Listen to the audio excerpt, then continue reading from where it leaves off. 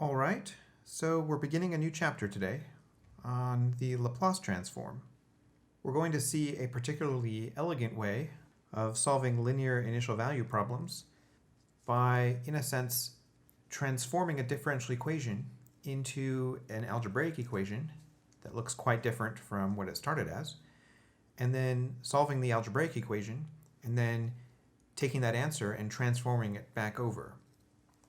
So what is this transform that we're dealing with? Well, that's the Laplace transform.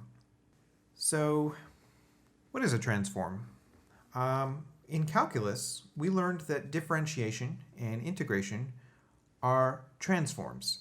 In other words, they transform one function into another function. So for example, differentiation is applied to a function and it transforms it to a new function. Say, in this case, the derivative of x squared is 2x. Integration is also a transform, and when it applies to a function, say x squared, we get a new function, or in this case, a family of functions. And moreover, these two transforms possess something called the linearity property, which means that the transform of a linear combination is the linear combination of the transforms. So in other words, the derivative of some constant times a function plus some other constant times some other function is equal to alpha times the derivative applied to f of x, of course f prime, plus beta times the derivative applied to g of x, g prime. And integration works the same way. We of course know that you can distribute the integral into a sum and you can factor constants out of the integral. All right, so both of these are exhibitions of the linearity property. So in this chapter, we're going to see a special integral transform that's called a Laplace transform. And in addition to possessing the linearity property, the Laplace transform has many properties that we will see will make it especially useful for solving, as I said, linear initial value problems. Okay, so what the heck is the Laplace transform? Well, let's start by defining it. So, definition here. So suppose we have a function f with an independent variable t, and the domain of f includes at least all t values greater than or equal to 0. Well, then the Laplace transform, whose notation is like a cursive capital L, like this, and then in curly braces, we insert the function that we're taking the Laplace transform of, is defined to be the integral from 0 to infinity of e to the negative st multiplied by f of t dt.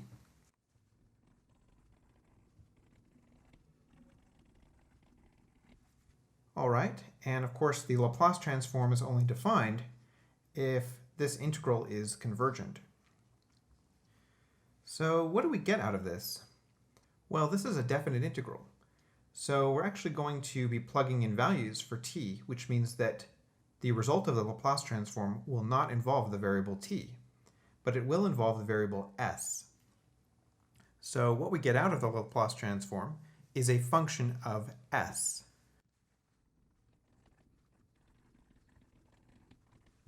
Now, notationally, we often use simply a capital letter to denote the result of a Laplace transform.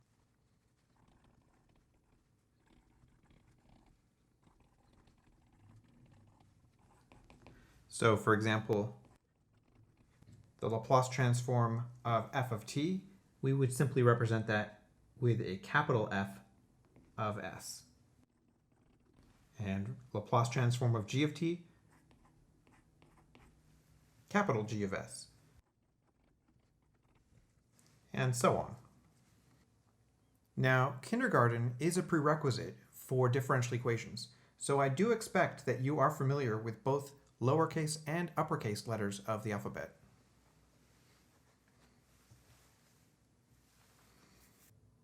Okay, for the bulk of this particular section, we're just going to be learning how to evaluate Laplace transforms. And then in the next few sections, we're going to be using them to solve initial value problems. So let's start with probably the most basic situation, which is finding the Laplace transform of the function 1. So, okay, we'll appeal to the definition. So the Laplace transform of 1 is the integral from 0 to infinity of e to the negative st times the function 1. And of course, improper integrals are worked out using limits. So the antiderivative of e to the negative st with respect to t is negative 1 over s times e to the negative st. All right, let's plug in b for t and plug in 0 for t. Now we're taking the limit as b approaches infinity. There's only one b in here, so we're just really concerned with the behavior of this particular term at the moment. Well, this integral is only going to converge if s is positive. Certainly we know that s cannot equal 0, as if you look at the original integral, we would simply be integrating 1 from 0 to infinity, which is obviously divergent. And if s were negative, then e to the negative s times b would be like e to a positive coefficient of b, and sending b to infinity would mean that this entire expression here would go to positive infinity, which means this integral would be divergent. However, if s is strictly a positive number, then this entire term here goes to 0, and we have a convergent integral that evaluates simply to 1 over s.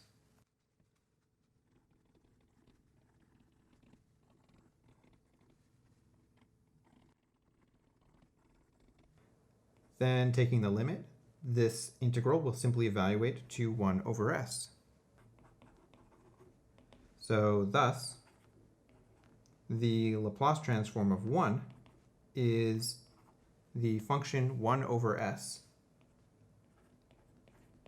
with s being positive. All right. Note that this notation here, while correct, is going to become rather tedious as we take more and more Laplace transforms. So at this advanced stage in our education, let's invoke some privilege here and adopt an informal notation that would never be allowed in an actual calculus class.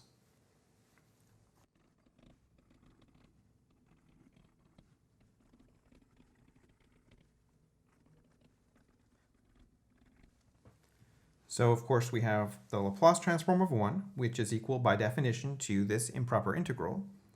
And instead of writing the integral as a limit, evaluating the integral followed by evaluating the limit, what we're going to do is simply allow ourselves to take the antiderivative directly, which would give us negative 1 over s e to the negative st, and simply put in 0 and infinity like this. Oh my god. And we are going to adopt the convention that, quote, plugging in infinity is really evaluating the limit as the upper bound approaches infinity. So, of course, assuming that s is positive, we would get 0 minus, and then plugging 0 in, we get 1 over s. So this simply evaluates to 1 over s. And for the remainder of our examples, we're going to take advantage of this informal notation. Okay, let's find the Laplace transform of the function t. So again, we're going to appeal to the definition. Indeed, the Laplace transform of t is equal to the integral from 0 to infinity of e to the negative st times t dt. Okay, so we're not going to write this as a limit. We're just going to go in and do the evaluation. with the implied notational assumptions that we established earlier. So this particular integral demands the use of integration by parts. So let's do that. Okay, so this is going to give us UV minus VDU, right? Ultraviolet voodoo. So that's going to be negative T over S e to the negative st. And this is evaluated from 0 to infinity. And we're subtracting V du. But V is negative, so let's make that a plus, and then 0 to infinity of 1 over S times e to the negative st dt. And remember, S is a constant relative to this integral. All right, so we will evaluate this limit as t approaches infinity. Of course, ostensibly, we would get negative infinity times 0, which calls for the use of L'Hopital's rule. So we could use L'Hopital's rule to work this out, and we'll get this limit is 0. And then when you plug 0 into that, you're going to get 0 times 1, which is 0. So this entire term evaluates to 0. Well, what do we have over here? Okay, well, another factor of negative 1 over s is going to emerge. So that's negative 1 over s squared, and then e to the negative st from 0 to infinity. So again, for the upper bound, we take the limit as t approaches infinity, and we're going to get 0. And for the lower bound, we're going to plug 0 in directly, and we get minus negative 1 over s squared. So this simply evaluates to 1 over s squared. Again, those limits did implicitly require that s be positive. So once again, let's just acknowledge that point. Otherwise, these integrals will not be convergent. So let's just write our conclusion here. The Laplace transform of t is 1 over s squared.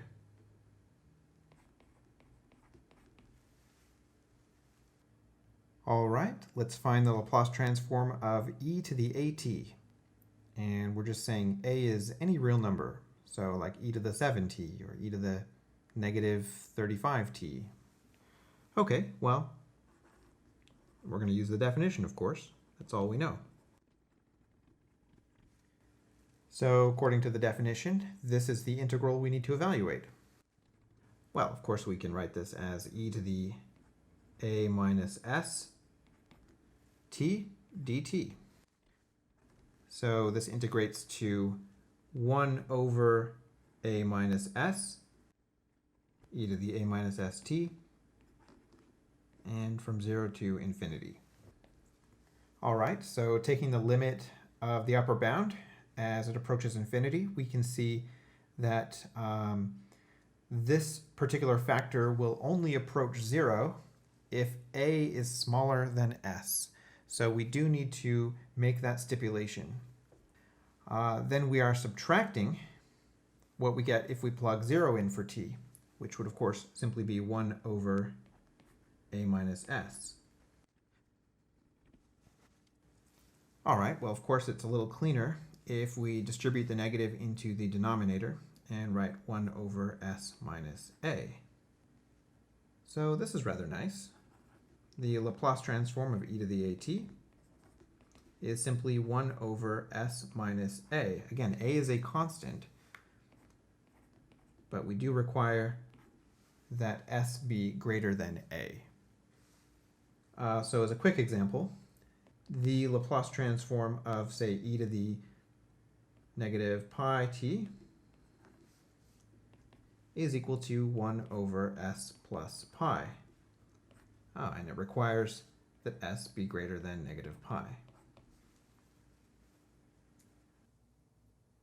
All right, let's find the Laplace transform of sine of kt. Again, k being just some real number. Indeed. The Laplace transform of sine of kt is the integral from 0 to infinity of e to the negative st times sine of kt dt. All right, well, this calls for integration by parts.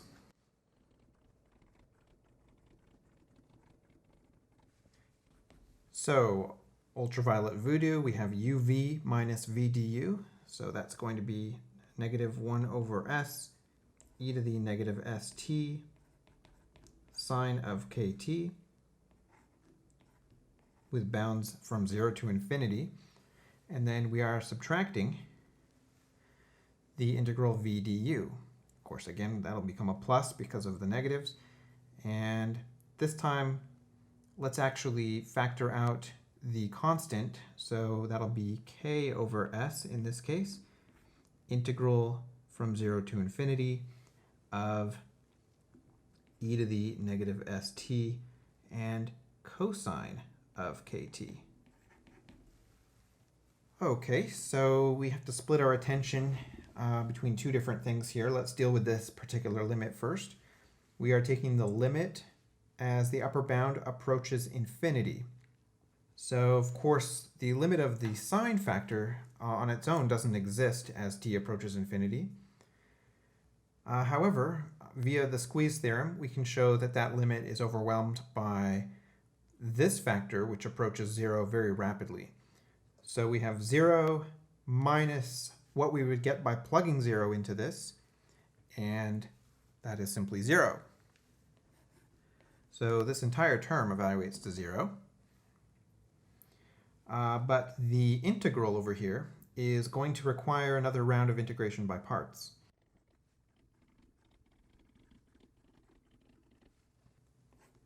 And now we have ultraviolet voodoo again.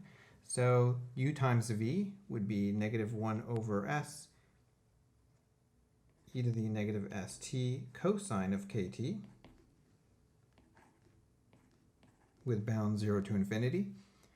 And we are subtracting the integral v du. So again, let's factor a k over s out of this. And we have the integral from 0 to infinity of e to the negative st sine of kt dt. All right, so you may recall this happens occasionally when you do an integration by parts, where after 2 rounds of integration by parts, we've actually reconstructed the original integral. This is indeed the Laplace transform of sine of kt, which is what we seek. So all we have to do is boomerang it over, which in other words, add it to the other side, and solve for the Laplace transform, and we're going to be done. But before we do that, let's evaluate this little part here.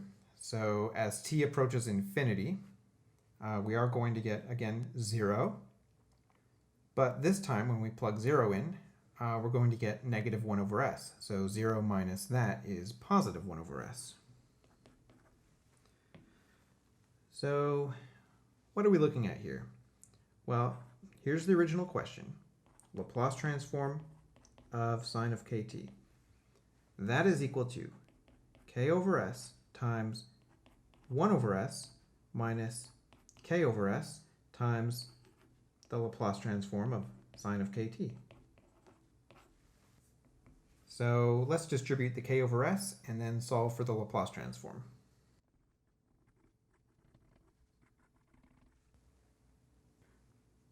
Okay, so adding this term to the other side, we're going to get, and finally, dividing by this coefficient, we're going to get the form for our Laplace transform. But this is a horrible way to leave it.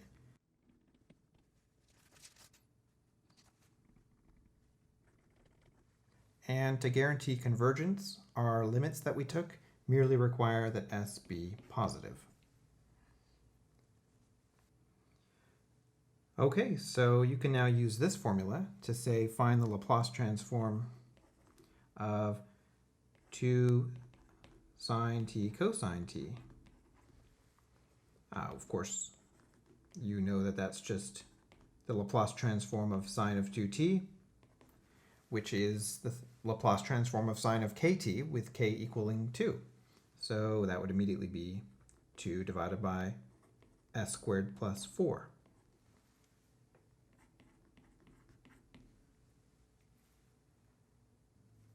Okay, so clearly evaluating a Laplace transform can be tedious.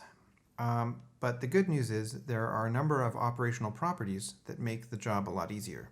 And one of the most important ones is simply the fact that the Laplace transform is a linear transform. This makes a lot of sense since it's basically defined as a special type of integral. But let's quickly convince ourselves that it indeed is a linear transform.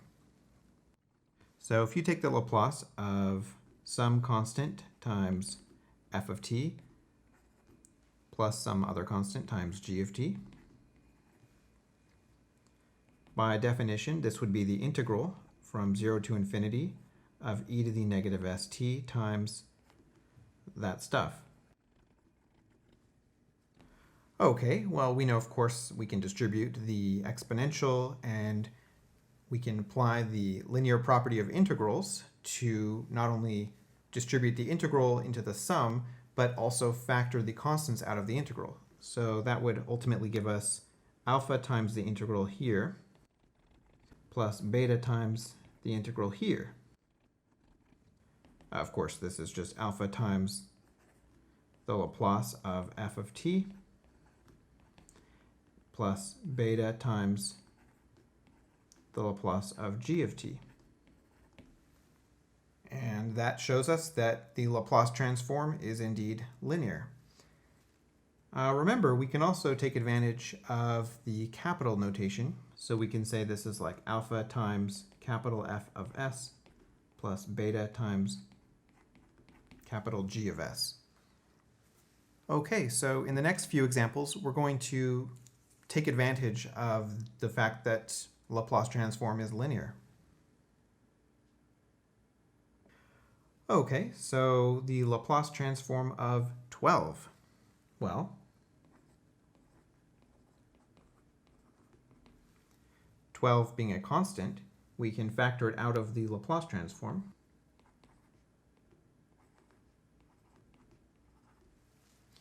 And say that it's merely 12 times the Laplace transform of 1. Okay, well, we've worked out the Laplace transform of 1. So this is just 12 times 1 over s, or 12 over s. Okay, let's find the Laplace transform of 7 plus 6t. Well, we certainly don't want to write a whole integral with e to the negative st times all of that. No problem. We can simply take advantage of the fact that this is a linear transform. So we could write this as the Laplace of 7 plus the Laplace of 6t. But this is just 7 times the Laplace of 1 plus 6 times the Laplace of t. And we've already worked out the Laplace of 1 and the Laplace of t.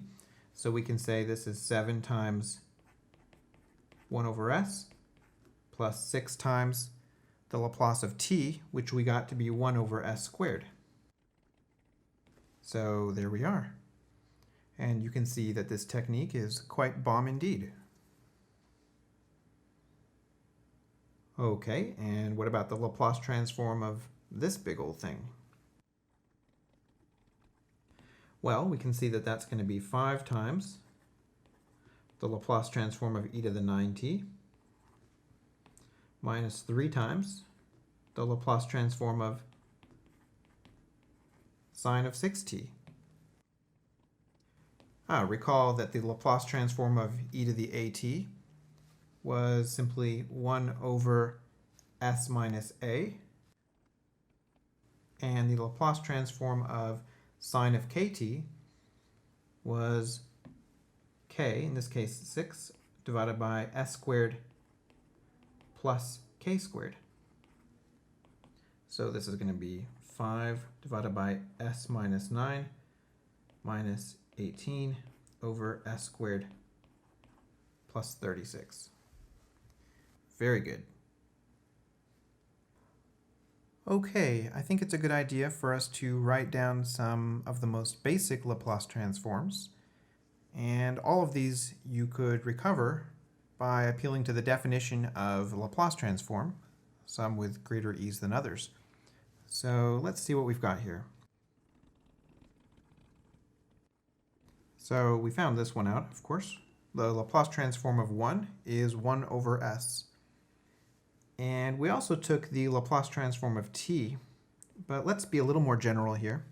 We can actually take the Laplace transform of t to the n, and we would get n factorial divided by s to the n plus 1. Now this particular formula only applies where n is an integer of the form 0, 1, 2, 3, etc. And of course the Laplace transform of 1 here is simply a special case of the Laplace transform of t to the n with n equaling 0. We worked out that the Laplace transform of e to the at is 1 over s minus a. And we also worked out that the Laplace transform of sine of kt is k over s squared plus k squared. With a similar process, we could find the Laplace transform of cosine of kt, which is actually s over s squared plus k squared. And let's also put down the Laplace transform for sinh and cosh. The Laplace transform for sinh of kt, we could, of course, work it out by appealing to the definition of the Laplace transform and integrating e to the negative st times sinh of kt. That would also require a boomerang integration by parts. But we can actually take advantage of the linear property of Laplace transforms by writing sinh as a linear combination of exponentials. So we could say this is 1/2 e to the t minus 1/2 e to the negative t, which is of course the definition of sinh. And again, using the linear property of Laplace transforms and the formula right here, we can easily get the formula for sinh of kt. And as it turns out, it is k over s squared minus k squared. We could do something similar for cosh of kt, and it's probably no surprise that this is going to turn out to be s over s squared minus k squared. Okay, you have a free license to use this table as needed to evaluate Laplace transforms. All right, so for the time being, when we have a piecewise function, we're going to just have to appeal to the definition of the Laplace transform. So we wish to work out this particular integral. However, the definition of f, of course, depends on the input value of t. So we need to split this into two integrals, where from 0 to 3, we appeal to the definition of f of t being 2. And then from 3 to infinity, we use the definition of f of t being t plus 1. And we're going to have to just work this out in two pieces. Call that A, and we'll call that B.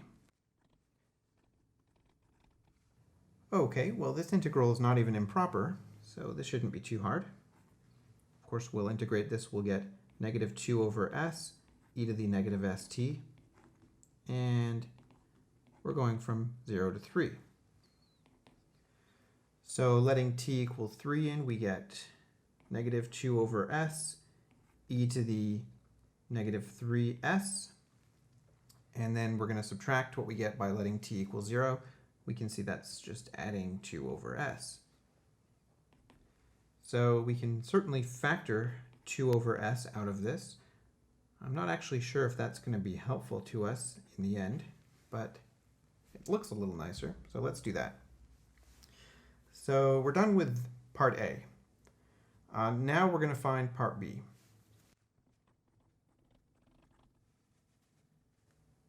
Okay, I suggest we use integration by parts. So we'll let u equal t plus 1. and we'll see what we get here. So this is going to be ultraviolet voodoo. That's UV minus VDU. And we're subtracting VDU.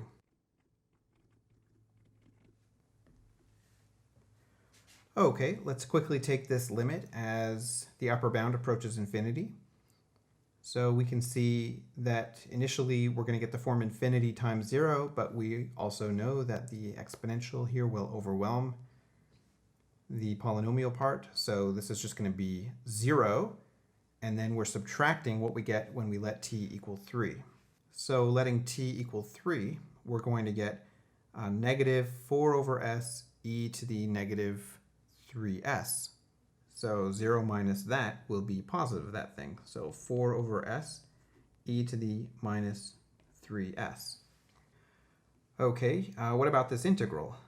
Well, that's not too bad. It's going to be negative 1 over s squared e to the negative st. And this part being evaluated from 3 to infinity. All right, well, letting t approach infinity is we're going to get 0, and then we're subtracting letting t equal 3. So we're subtracting from that. So we get this. Okay, we could also play around factoring here, but let's not, because we know we have to throw the a in as well.